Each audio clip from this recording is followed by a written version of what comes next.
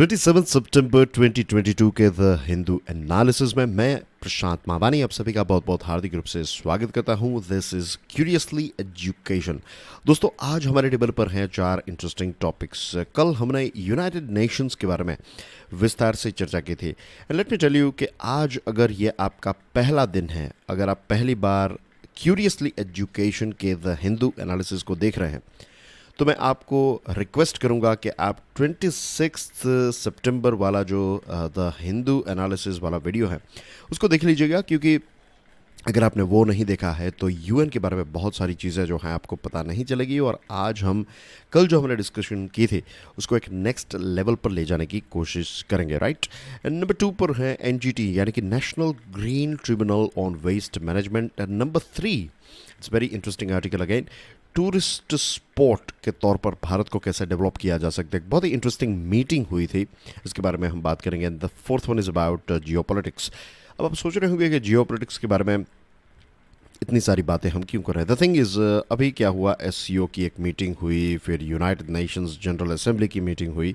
तो आने वाले कुछ दिनों तक हमें इस बड़े से दुनिया के सबसे इम्पोर्टेंट जो इवेंट्स चल रहे हैं, इंटरनेशनल इवेंट्स, तो उस पर कुछ ना कुछ आर्टिकल्स जो है वो पढ़ने को मिलते रहते हैं। This is the time, right. फिर इसकी सीज़न चली जाएगी, फिर कोई और टॉपिक्स जो हैं वो सीज़न में आ जाएंगे, ट्रेंडिंग में होंगे, then will talk about those topics. तो this is how it works, right. ये एक साइकिल की तरह होता है कि कभी कोई टॉपिक जो है, कुछ ऐसे टॉपिक्स थोड़े समय के लिए ऊपर आते हैं, फिर वो थोड़े ड्रॉप हो जाते हैं, उसकी जगह कोई नया टॉपिक ले लेता है, तो इट गो कीप ये अप डाउन जो है वो होता रहता है। Okay, home and abroad the Hindu का ये आर्टिकल है।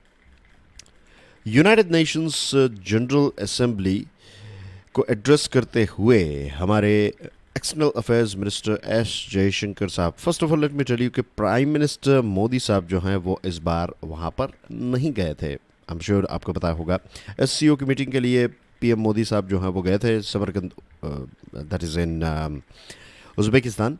लेकिन जो यूनाइटेड नेशंस जनरल असेंबली है तो इसको इस बार प्राइम मिनिस्टर ने अटेंड नहीं किया है। External affairs minister S Jaishankar साहब जो हैं उन्होंने इसको अटेंड किया, और इस मीटिंग को, नॉट मीटिंग बट बेसिकली ये असेंबली जो है इसको एड्रेस करते हुए उन्होंने बहुत सारे चैलेंजेस के बारे में भी बात की। इसमें सबसे बड़े बड़े चैलेंजेस की बात करें तो number 1 is let's say Ukraine वाला चैलेंज, राइट, जो वॉर चल रहा है, तो इसकी इम्पैक्ट क्या आई है। इसकी इम्पैक्ट के बारे में बात करें तो सबसे बड़ी इम्पैक्ट जो हमें देखने को मिलती है that is food insecurity, right. बहुत सारे ऐसे देश हैं इस दुनिया के जो गेहूँ पैदा नहीं करते हैं। वीट जो है वो डायरेक्टली कहाँ से इंपोर्ट करते हैं, वो रशिया और यूक्रेन से इंपोर्ट करते हैं, क्योंकि रशिया और यूक्रेन को अगर आप मिला दे तो दुनिया का 25% जितना वीट का प्रोडक्शन ये देश करते हैं। दूसरी जो चीज़ है, अगर भारत के पॉइंट ऑफ व्यू से देखें, सनफ्लावर ऑयल, लगभग भारत अपना मैक्सिमम सनफ्लावर ऑयल जो है वो यूक्रेन से मंगवाता था, और इसकी वजह से ये युद्ध हुआ। इसकी वजह से भारत में सनफ्लावर ऑयल की कीमत जो है वो, आपको याद होगा, पता होगा, डबल हो गई थी, राइट। डबल से भी शायद थोड़ी ज़्यादा हो गई थी। Okay, then comes fuel crisis, right. Fuel की प्राइस जो है वो क्या हुआ, बहुत ज़्यादा इंक्रीज़ हो गई, और फ्यूल की प्राइस बढ़ने की वजह से भारत जैसा देश जो 85% जितना अपना ऑयल मंगवाता है, तो हमें क्या देखने को मिलता है, इन्फ्लेशन, राइट। महंगाई हमारे यहाँ पर बढ़ जाती है ना। अब ये तो ऐसा है कि युद्ध कोई और देश कर रहे हैं, जियोपॉलिटिक्स जो है वो उनके एरिया में चल रहा है, वो लोगों को प्रॉब्लम है, और इसकी इम्पैक्ट जो है वो पूरी दुनिया को, फूड के पॉइंट ऑफ व्यू से देखें, बहुत सारे ऐसे देश हैं जो वीट मंगवाते हैं यूक्रेन, रशिया से, तो उनके वहाँ पर इन्फ्लेशन जो है वो काफ़ी बढ़ गया। फ्यूल की प्राइस बढ़ने की वजह से भारत जैसे देश में इन्फ्लेशन काफ़ी बढ़ गया। और सिर्फ भारत नहीं, यहाँ पर आप एक और देश को ऐड कर लीजिए,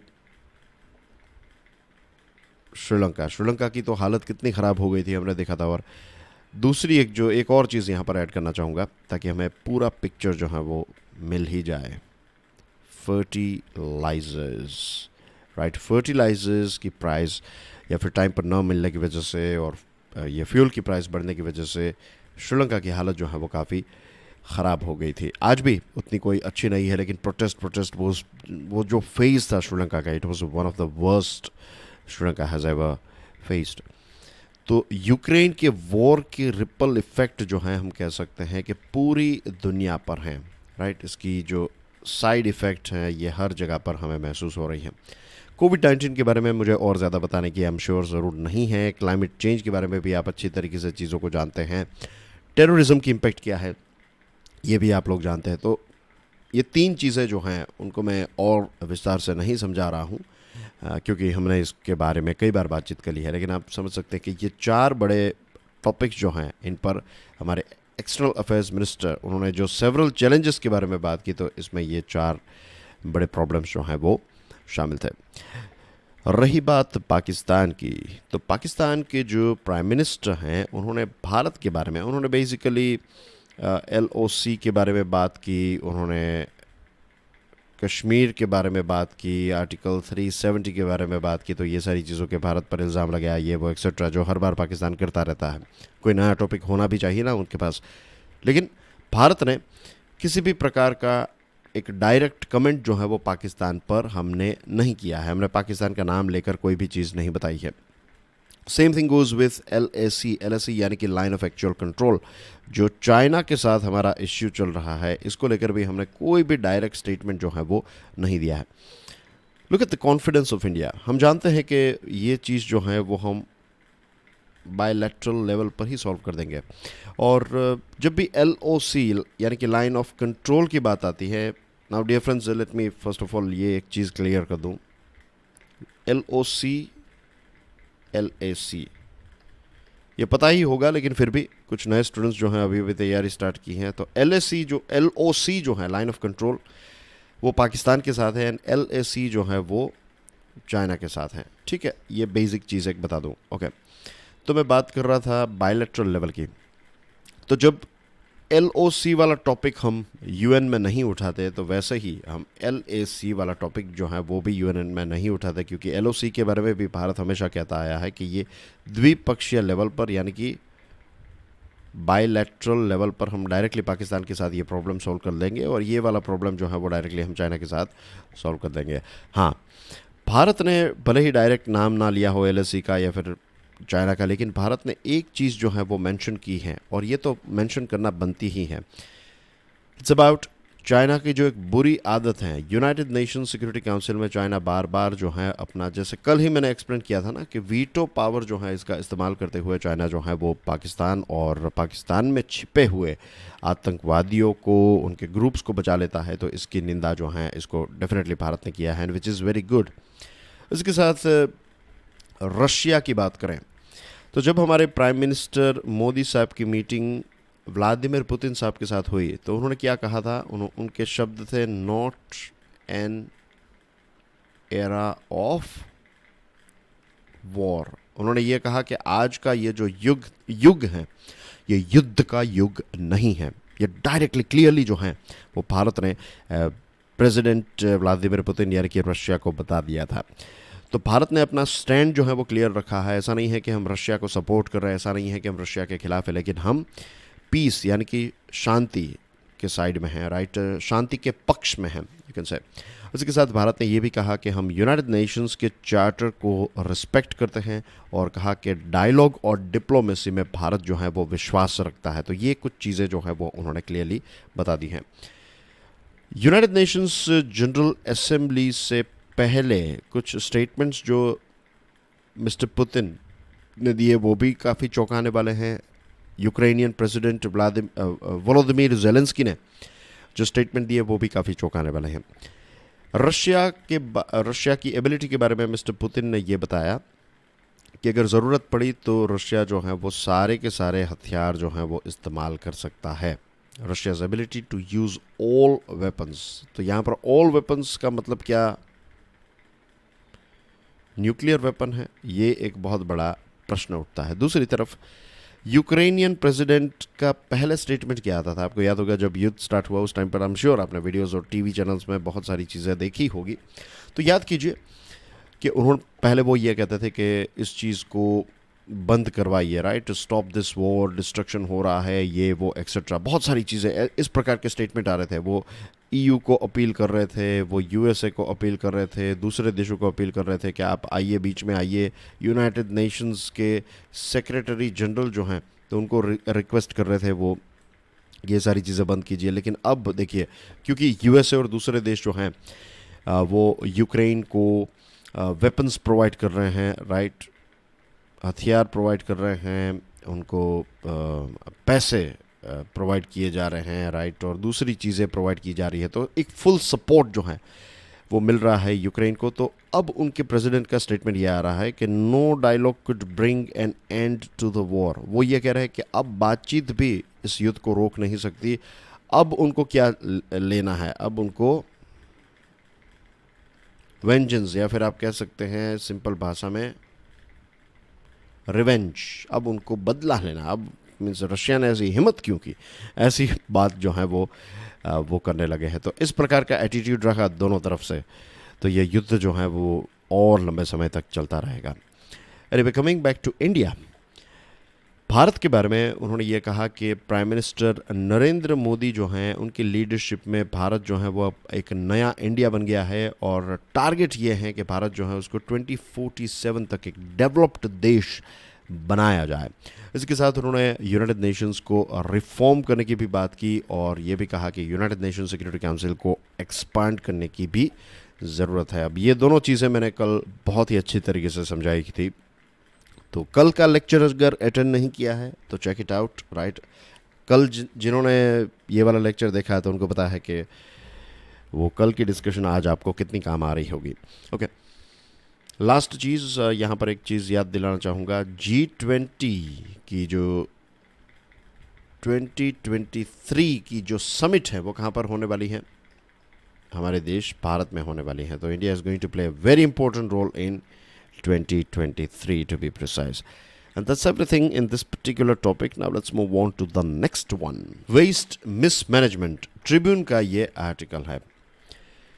municipal solid waste management rules 2016 और दूसरे एनवायरमेंटल नॉर्म्स जो हैं इनके इम्प्लीमेंटेशन, या फिर एक प्रकार का आप कह सकते हैं कि इसका कंप्लायंस हो रहा है नहीं हो रहा है, तो इसका मॉनिटरिंग नेशनल ग्रीन ट्रिब्यूनल ने किया, और नेशनल ग्रीन ट्रिब्यूनल ने यहाँ पर बहुत सारी इरेगुलरिटीज़ जो हैं इसको ढूंढ निकाला है राज्यों में और यूनियन टेरिटरीज़ में। ये municipal solid waste management rules और एनवायरमेंटल रूल्स जो हैं इनकी मीन्स बुक पर सारी चीज़ें हैं, लेकिन प्रैक्टिकल वर्ल्ड में इसका इम्प्लीमेंटेशन जो है वो प्रॉपर बिल्कुल नहीं है। और एनजीटी जो है उसने ऐसे ही नहीं छोड़ दिया, ये सिर्फ रिपोर्ट ही नहीं है, एनजीटी ने धड़ाधड़ फाइन लगाने की शुरुआत की है।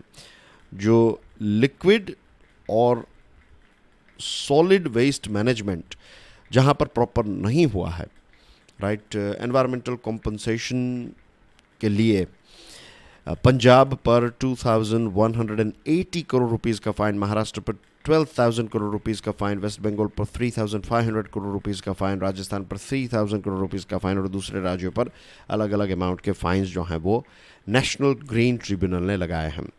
स्टेट गवर्नमेंट्स को ये पैसे जो हैं वो डिपॉजिट करने पड़ेंगे एक अलग रिंग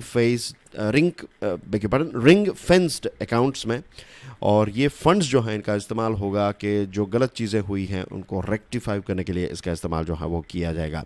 बेसिकली जो एक प्रिंसिपल फॉलो किया जा रहा है दैट इज़ पोल्यूटर पेज, यानी कि जो नुकसान करेगा वो भुगतेगा, जो नुकसान करेगा वो पैसे पे करेगा, और उनके पैसों से चीज़ों को सॉल्व किया जाएगा। It mandates a liability equal to the loss cause to the environment and the cost of remediation on the defaulting states and union territories. जिन राज्यों ने प्रॉपर काम नहीं किया है और जिन राज्यों ने सस्टेनेबल डेवलपमेंट पर ध्यान नहीं दिया है, एनवायरनमेंट का प्रोटेक्शन नहीं किया है, तो उनको फिर ये जो पोल्यूटर्स पे प्रिंसिपल जो है वो उन पर लागू पड़ेगा। Recover past losses, ensure clean environments in future and health of the people. ये तीन अच्छी बातें जो हैं वो हमें इस आर्टिकल में देखने को मिलती हैं। नंबर 1 क्या करना है हमें, कि पहली चीज़ तो ये है कि जो भी नुकसान हमने किया है तो उस नुकसान को हटाना, राइट, हटाना इन द सेंस कि उसको रिपेयर करना। नंबर 2, पास्ट में जो किया प्रेजेंट में जो हो रहा है इसकी इम्पैक्ट जो है वो फ्यूचर जनरेशन पर कम से कम हो या फिर ना हो, ये चीज़ भी मेक श्योर करना। क्योंकि एक कहावत है ना कि हम जो है ना, हमारा मीन्स ये आज जो हमारे पास रिसोर्सेस हैं वो हमें हमारे पुरखों से नहीं मिले हैं, वो हमें हमारी आने वाली जनरेशन से हमने बोरो किए हैं। तो आने वाली जनरेशन जो है उनको भी पानी मिले, उनको भी स्वच्छ एयर मिले, उनको भी ये ज़मीन मिले, जिनका अभी जन्म नहीं हुआ है उनका क्या कसूर। तो we can not destroy, right. अगर हम जा रहे हैं, this reminds me of one important thing, थोड़ा आपको ऐसा लगेगा लेकिन I believe this is one of the best example. Japan में क्या होता है कि पब्लिक टॉयलेट जो हैं, तो पब्लिक टॉयलेट में अगर आप जाएंगे तो वहाँ पर क्या होता है कि वंस यू आर डन, तो वहाँ पर सारी चीज़ें होती है, लिक्विड होता है एंड ब्रश होता है, सारी चीज़ें होती हैं। तो once you use the toilet, right, you clean the toilet, right. और जब आप क्लीन करके जाएंगे तो इसका मतलब ये है कि आपके बाद जो भी व्यक्ति वो टॉयलेट यूज़ करने के लिए आएगा तो उस व्यक्ति को वो टॉयलेट जो है वो 5 स्टार क्वालिटी में मिलेगा। क्योंकि जब आप गए थे उस टॉयलेट को यूज़ करने के लिए, आपको 5 स्टार क्वालिटी में मिला, तो यही एक्सपेक्ट किया जाता है कि आप भी, if you are using the toilet, you will leave it as you found it. तो यही कॉन्सेप्ट जो है, this is just a one example, right. यही कॉन्सेप्ट अगर हम हमारे एनवायरनमेंट के साथ भी करें कि जैसे जहाँ पर हम आए थे उससे बेहतर बना कर जाए, राइट। जापान की बात अलग है, वहाँ पर 5 स्टार है, 5 स्टार को मेंटेन किया जाता है। We are here at what 1 star 0 star, we have to reach at 5 star. तो यहाँ पर हमें क्वालिटी को और ज़्यादा इम्प्रूव करने की ज़रूरत है when it comes to environment. और हेल्थ जो है हम सब की इसके साथ डायरेक्टली जुड़ी हुई है। मैं आपको एक चीज़ बताऊँ, ये एनजीटी और ऐसे बहुत सारे ऑर्गेनाइजेशंस जो हैं वो काम कर रहे हैं, लेकिन अवेयरनेस जो है वो ना के बराबर है। लोग जो है वो आज भी अपने 15-20 रुपये बचाने के लिए, 30-50 रुपये बचाने के लिए, we have seen many times, right, कि वो कोई ना कोई शॉर्टकट्स ले लेते हैं। चलिए उन विषयों पर मैं नहीं जा रहा हूँ, लेकिन I tell you one thing. कल मैं हाईवे पर था, I went to a nearby town, कुछ काम था तो इसलिए वहाँ पर हम गए थे। ओके, तो when we were coming back, तो हाईवे पर मैंने देखा कि एक ट्रक जा रहा है और पूरा हाईवे जो है, ये 2 लेन हाईवे चल रहा है, मैं बात कर रहा हूँ आपको, राइट, 2 लेन हाईवे पर। तो एक साइड जो है यहाँ पर जाने की, तो ये पूरी साइड में मुझे कुछ नज़र ही नहीं आ रहा था। पता है क्यों? क्योंकि उस ट्रक में से इतना धुआं, प्योर ब्लैक स्मोक, मीन्स आप उस ट्रक को नहीं देख सकते, इतना ज़्यादा धुआं जो है वो निकल रहा था। ऐसे ट्रक्स जो हैं वो टोटली बैन होने चाहिए। आप कितनी भी ईवीज़ बना लें, राइट, ऐसे कुछ ट्रक्स जो हैं वो आपकी सारी ईवीज़ पर पानी फेर देंगे। तो इसका इम्प्लीमेंटेशन नहीं है। और जस्ट इमेजिन कि इसकी हेल्थ इम्पैक्ट जो है वो कितनी ज़्यादा, मीन्स ये ट्रक्स जो हैं और ये व्हीकल्स हैं और कुछ फैक्ट्रीज़ हैं, उनमें से निकलने वाला जो धुआं है, कुछ केमिकल्स जिनको डायरेक्टली पानी में छोड़ा जाता है, तो लोगों की हेल्थ, लोगों को कैंसर हो रहा है इनकी बेवकूफ़ी की वजह से। लेकिन चलिए, ये लोग जो हैं वो अपने पैसे बचाने के लिए करते हैं। जिन लोगों को डैमेज हो रहा है उनको इतनी नहीं पता है, लेकिन जो लोग जॉब कर रहे हैं, गवर्नमेंट में हैं, जिनकी रिस्पॉन्सिबिलिटी है ये चीज़ करने की, और वो अपनी ड्यूटी को प्रॉपरली नहीं निभाते हैं, तो इनसे बड़ा क्रिमिनल जो है वो कोई नहीं है। विक्रम वेताल की एक स्टोरी में मुझे याद है कि पुराने ज़माने की एक स्टोरी थी। तो उसमें 4 जो हमारे यहाँ पर जो वर्ण सिस्टम थी, राइट, ब्राह्मण, क्षत्रिय, वैश्य एंड शूद्रस, तो ये 4 लोगों ने मिलकर एक व्यक्ति का खून किया था। तो चारों को जो सज़ा दी गई वो अलग अलग दी गई, क्योंकि ये जो व्यक्ति था शूद्रस, तो वो उतना एजुकेटेड नहीं था। तो उसको, let's say I am just giving you rough, right, ये चारों को अलग अलग, तो इसको 2 साल की सज़ा दी गई। फिर ये जो व्यक्ति था, तो ये उससे थोड़ा एजुकेटेड था लेकिन उसकी रिस्पॉन्सिबिलिटी और ये सारी चीज़ें नहीं थी, तो उसको लेट्स से 5 साल की सज़ा दी गई। फिर जो ब्राह्मण था तो उसको कुछ 7 साल की सज़ा दी गई। लेकिन जो क्षत्रिय था तो उसको सज़ा दी गई मौत की सज़ा, राइट, डेथ पेनल्टी दी गई। तो पूछा कि मुझे डेथ पेनल्टी क्यों? तो बोला कि तेरी तो मेन ड्यूटी है लोगों की रक्षा करने की, और रक्षा करने की बजाय तूने उस व्यक्ति की हत्या कर दी। तो same thing goes with those people. ये GS4 के पॉइंट ऑफ व्यू से आप इसको देखिएगा, राइट, कि जिन लोगों की ड्यूटी है कि पोल्यूशन और इन सारी चीज़ों को रोकने की, और वो अपनी ड्यूटी टाइम पर नहीं करते हैं या फिर प्रॉपरली नहीं करते हैं, और इसकी वजह से जो नुकसान हो रहा है, कैंसर हो रहा है लोगों का, तो कितनी गलत बात है ये। और इंडस्ट्रीज़ जो हैं वो ग्रीन गाइडलाइंस को ऐसे ही इम्प्यूनिटी से, इम्प्यूनिटी यानी कि आप गलत कर रहे हैं लेकिन आपको कुछ कोई नहीं कर सकता, तो इस प्रकार से चीज़ें जो हैं वो चल रही है। अगेन जब भी एनवायरनमेंट की बात आती है तो मैं कहता हूँ कि इंडिविजुअल एक्शन जो है उससे ही बड़ा डिफरेंस जो है वो अचीव किया जा सकता है।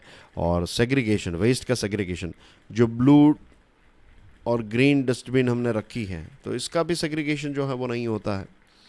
तो ये चीज़ जो है वो हमारे यहाँ पर है कि इम्प्लीमेंटेशन करवाना जो है इट्स नॉट दैट ईजी। लोगों की आदत चेंज करना जो है, ऐसी हमें टेक्निक्स जो हैं वो डेवलप करनी चाहिए कि लोगों की ये गलत आदतें जो हैं उसको हम चेंज कर सकें। Pitching India as a signature destination, काफ़ी इंटरेस्टिंग आर्टिकल है दोस्तों। आज है 27 सितंबर और पता है आज कौन सा दिन है? वर्ल्ड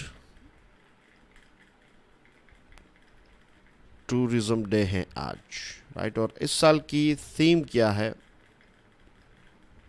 ये आपके लिए प्रश्न है, मुझे बताइए आप, मुझे नहीं पता। चलो 2022 की वर्ल्ड टूरिज्म डे की थीम क्या है? Find it out and let me know in the comment section. I wait for your answer. अभी तक मैं बहुत सारी चीज़ें पढ़ाई हैं, आज मुझे ये चीज़ आपसे पढ़नी है। ओके, धौलाधार रेंजेस जो हिमालय में हैं, तो वहाँ पर एक बहुत ही इंटरेस्टिंग मीटिंग हुई। पहली बार हमारे देश में ऐसी मीटिंग हुई, राइट। स्टेट टूरिज्म मिनिस्टर्स, अलग अलग राज्यों के जो स्टेट टूरिज्म मिनिस्टर्स हैं, तो उनकी यहाँ पर मीटिंग हुई और इस मीटिंग में यह तय किया गया, इस बात पर विचार विमर्श हुआ, ब्रेनस्टॉर्मिंग हुआ कि कैसे हम भारत को एक टूरिज्म डेस्टिनेशन के तौर पर डेवलप कर सकते हैं। और फाइनली क्या हुआ, एक धर्मशाला डिक्लेरेशन जो है वो यहाँ पर डिक्लेयर किया गया है। प्राइम मिनिस्टर नरेंद्र मोदी साहब ने एक whole of the government approach दिया था, राइट, कि सरकार जो है वो मिलकर काम करे। स्टेट लेवल की सरकार, अलग अलग राज्यों की सरकार और सेंट्रल लेवल, पंचायत लेवल से लेकर टॉप तक हर कोई जो है वो मिलकर काम करे, एक यूनिट के तौर पर हम सब काम करें। तो ये चीज़ प्राइम मिनिस्टर मोदी साहब ने बताई। तो यहाँ पर ये नज़र आ रहा है कि अलग अलग राज्यों के जो टूरिज़्म मिनिस्टर हैं वो आए and this will help a lot. Breaking down of silos यानी कि अकेले अकेले काम करने से अच्छा है कि हम मिलकर सिनर्जीज जो हैं वो क्रिएट करें। धर्मशाला डिक्लेरेशन जो है इसका लक्ष्य क्या है? To recognise India's role in contributing towards global tourism as well as focusing on recovery by also promoting domestic tourism which has been overlooked for long. कि हम फॉरेन टूरिज्म जो है, ग्लोबल टूरिस्ट जो हैं उनको तो हम चाहते हैं कि हमारे देश में आए, लेकिन इसी के साथ साथ हमारे देश के जो डोमेस्टिक टूरिस्ट्स हैं तो उनको भी हम एनकरेज करें कि हमारे देश के अलग अलग कोनों को देखें। अभी भी बहुत सारी चीज़ें जो हैं, मैं ही अपनी ही बात करूँ तो नॉर्थ ईस्ट देखना बाकी है, नॉर्थ इंडिया देखना बाकी है, साउथ इंडिया देखना बाकी है, तो लगभग पूरा इंडिया देखना बाकी है। तो I want to see our country first. I would love to see various different parts of our country. Of course एक वो भी है कि दुनिया भी देखनी है, राइट। बहुत सारे ऐसे देश हैं जहाँ पर जाने का मन है, लेकिन पहले तो मुझे लगता है कि I will start with our country, क्योंकि जब भी मैं अलग अलग राज्यों में गया हूँ, मुझे जितने भी राज्य अभी तक घूमे हैं मैंने, इतने ज़्यादा नहीं, 3-4 ही हैं, लेकिन बहुत मज़ा आया है। तो I want to see all this things. तो डोमेस्टिक टूरिज्म जो है it is very very means, हमें 1.3 बिलियन की पॉपुलेशन है। जस्ट इमेजिन के हमारे ही लोग यहाँ वहाँ घूमते रहेंगे, टूरिज्म करते रहेंगे हमारे देश में, तो भी टूरिज्म इंडस्ट्री जो है वो कभी भी डाउन नहीं होगी। लेकिन व्हाट वी लैक इज़, अब तो काफ़ी चीज़ें हो गई, इंटरनेट के माध्यम से आप डायरेक्टली होटल्स और सारी चीज़ों को बुक कर सकते हैं, लेकिन आई वुड से सेफ्टी पर जोर देना चाहिए और हाइजीन जो है उस पर जोर देना चाहिए। और फूड की क्वालिटी, ये हाइजीन में ही आ गया, लेकिन फूड की क्वालिटी के लोग जो हैं वो खाने पीने की चीज़, तो ये सेफ्टी, फूड, ये सारी चीज़ें एक साथ ग्रो होगी। ब्यूटिफिकेशन पर ध्यान दिया जाएगा तो डोमेस्टिक टूरिज्म जो है वो भी काफ़ी इंप्रूव होगा। इंडिपेंडेंस स्पीच 2019 में प्राइम मिनिस्टर साहब ने कहा था कि जो लोग अफोर्ड कर सके वो हमारे देश में 15 लोकेशंस को घूमे बाय 2022, लेकिन फिर कोविड आ गया तो इसकी वजह से नहीं हो पाया। ये एक भारत श्रेष्ठ भारत, कि हम हमारे कल्चर को समझे, अलग अलग राज्यों के कल्चर्स को समझे, तो इसके बारे में भी काफ़ी हेवली प्राइम मिनिस्टर साहब ने इसको प्रमोट किया था। अब मिनिस्ट्री ऑफ एक्सटर्नल अफेयर्स के साथ मिनिस्ट्री ऑफ टूरिज्म जो है वो मिलकर ऐसे 20 देशों को लोकेट कर रही हैं जहां से हमें सबसे ज़्यादा टूरिस्ट मिलते हैं, और फिर यहां पर उस पर्टिकुलर कंट्री को ध्यान में रखते हुए कंट्री स्पेसिफिक स्ट्रेटजी बनाई जाएगी ताकि हम वहां के और ज़्यादा टूरिस्ट को यहां पर अट्रैक्ट कर सकते हैं। वी नो कि कैसे कोविड-19 की इम्पैक्ट जो है वो टूरिज़्म इंडस्ट्री पर आई। मैंने कई बार बात की थी कि मेरे ही एक दोस्त का रेस्टोरेंट जो है वो कैसे बंद हो गया था, how painful situation it was, और बहुत सारी होटल्स और सारी चीज़ें जो हैं वो कैसे अफेक्ट हुई हम जानते हैं। तो कोविड के बारे में बात नहीं करूंगा, लेकिन emergency credit line guarantee scheme जो पहले 4.5 लाख करोड़ की थी, तो उसमें 50,000 करोड़ रुपीस सरकार ने ऐड करके इसको 5 लाख करोड़ रुपीस का बना दिया, ताकि ये होटल्स, रेस्टोरेंट्स और इनके साथ एफिलिएटेड बिजनेसेस जो हैं उनको सपोर्ट किया जा सके। मिनिस्ट्री ऑफ टूरिज्म ने एक ड्राफ्ट नेशनल टूरिज्म पॉलिसी 2022 बनाई है, और अब बिना पढ़े आप इसको, इसके बारे में कुछ पॉइंट्स जो हैं वो बता सकते हैं, राइट। अगर आपने एक रेगुलरली डिस्कशन सुनी है तो कि हम हमारे देश को एक टूरिज़्म के लिए एक फेमस हॉटस्पॉट बनाना चाहते हैं, टूरिज़्म इंडस्ट्री को सपोर्ट किया जाएगा, सस्टेनेबल तरीके से सारी चीज़ें होगी, राइट। इसी के साथ साथ जो गौतम बुद्ध से लेकर गांधी तक के आइडियाज़ जो हैं इनको स्प्रेड किया जाएगा, हमारे कल्चर को हम स्प्रेड करेंगे। कल हम बात कर रहे थे कि सॉफ्ट पावर के माध्यम से कैसे हम डिप्लोमेटिकली जो है वो स्ट्रॉन्ग हो सकते हैं, तो वो सारी चीज़ें भी इसमें ऐड हो सकती हैं। डिजिटलाइजेशन, इनोवेशन और टेक्नोलॉजी का इस्तेमाल, इसी के साथ साथ लोगों की टूरिज़्म और हॉस्पिटैलिटी में स्किल डेवलप करना, पब्लिक प्राइवेट पार्टनरशिप के माध्यम से नए नए लोकेशंस को डेवलप करना। भारत का एक हमेशा से एक स्लोगन रहा है, अतिथि देवो भव, यानी कि अतिथि यानी कि जो मेहमान है वो भगवान होता है। तो हम ये हॉस्पिटैलिटी का टच जब दुनिया के दूसरे देशों के लोगों को देते हैं तो they feel very very warm and they fondly remember India. Bharat की जो जीडीपी है इसमें $150 बिलियन का कंट्रीब्यूशन जो है वो टूरिज़्म से आता है, और 30 बिलियन जो है वो फॉरेन एक्सचेंज अर्निंग से भारत को मिलता है, और 15 मिलियन टूरिस्ट जो हैं वो यहाँ पर हमारे देश में आते हैं। इसका टारगेट जो है वो इंक्रीज़ करके 2030 में रखा है कि $250 बिलियन जीडीपी में कंट्रीब्यूट हो, 140 मिलियन जॉब्स क्रिएट हो, 56 बिलियन फॉरेन एक्सचेंज में हो, और 25 मिलियन लोग जो हैं वो हमारे देश में आए। वर्ल्ड टूरिज़्म डे पर, right, what we need to do is we need to renew this pledge कि हम हमारे देश को एक बहुत ही सेफ, एक अच्छा, एक खूबसूरत and most important thing is कि एक रिच एक्सपीरियंस लेकर टूरिस्ट वापस जाए। और सिर्फ टूरिस्ट हम फॉरेन के नहीं, आपके वहाँ पर भी कोई अगर घूमने के लिए आता है, लेट्स से कि किसी ने आपसे एड्रेस भी पूछा, आपके शहर में कोई आया, बाहर का व्यक्ति है और हमारे देश का लेकिन किसी दूसरे राज्य से है, और that person is asking you address, तो उनको एड्रेस भी ऐसे बताना कि कि उनको लगे कि नहीं, यहाँ के लोग जो हैं वो बहुत ही अच्छे हैं, राइट। ये फील होनी चाहिए। जब ऐसा होने लगेगा तो वो वापस जाकर बात करेंगे। कितने सारे लोगों को कहेंगे कि मेरा अनुभव वो है वो कितना सुखद रहा, और उसके बाद कितने सारे लोग जो हैं वो आपके शहर में आने लगेंगे। तो this is how you can work as a diplomat of your own agent, of your own diplomat of your own town or city or village, right.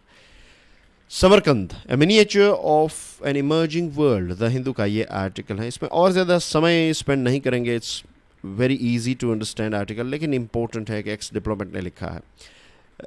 पूरी दुनिया की हालत क्या है हम जानते हैं। एससीओ की मीटिंग हुई, राइट, और चाइना और रशिया के बीच में जो डील एक प्रकार की हो चुकी है कि यूक्रेन वाला जो इश्यू है, तो यूक्रेन में चाइना रशिया की मदद करेगा, और फ्यूचर में अगर ताइवान वाला इश्यू होगा तो रशिया जो है वो चाइना की मदद करेगा। तो एक प्रकार की रेड क्वाड जो है वो यहाँ पर तैयार हो रही है, राइट। रेड क्वाड यानी कि ये जो देश हैं, China and Russia, they are together now.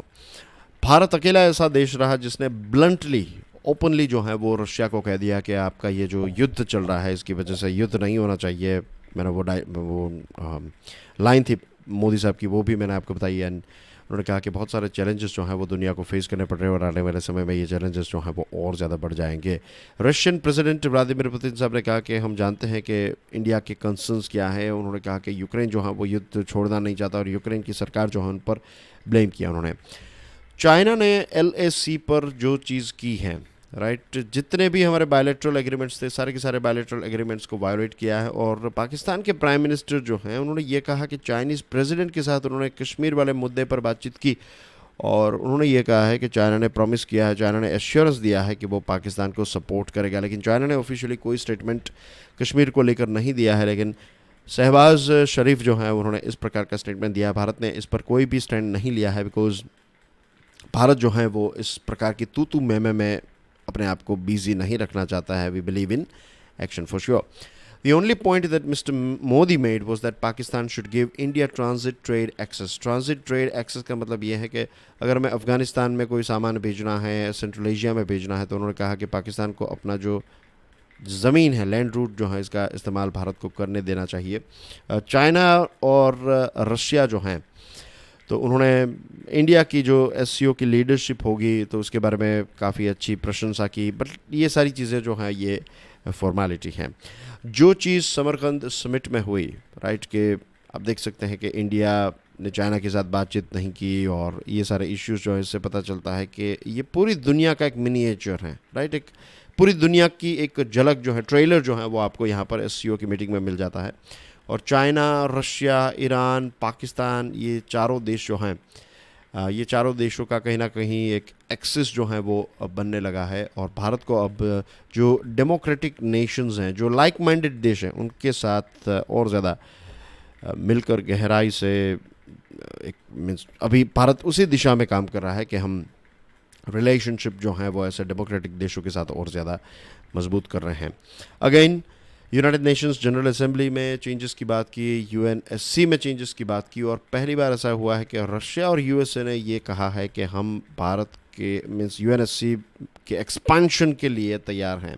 They are in favour, they would favour an expansion of UNSC to make it more effective. ये सिर्फ कहा है, कहने में क्या है, जब होगा तब देखा जाएगा. ऐसी बातें तो बहुत बार हो चुकी हैं, बट ऐसी बातें हो चुकी हैं. यहाँ पर मैं निराशा से बात नहीं कर रहा हूँ, राइट. यूएसए और रशिया ने ऐसी बातें की होगी, लेकिन भारत जो है वो कंसिस्टेंटली ये परस्यू करेगा, क्योंकि हम यूएनएससी में परमानेंट सीट जो है वो डिजर्व करते हैं, right. Now check out the question. Where is India's flagship defence exhibit Def Expo 2022 going to be held this year. इस साल ये डिफेंस एक्सपो 2022 जो है वो कहाँ पर होगा? पुणे, गांधीनगर, विशाखापट्टनम या फिर चेन्नई में? इसका आंसर जो है वो कमेंट सेक्शन में देना है. तो ऑलरेडी मैंने आपको एक प्रश्न पूछा था, राइट, वो थीम वाला प्रश्न और ये वाला प्रश्न. तो आपको आज मैंने टोटल 2 क्वेश्चंस पूछे हैं.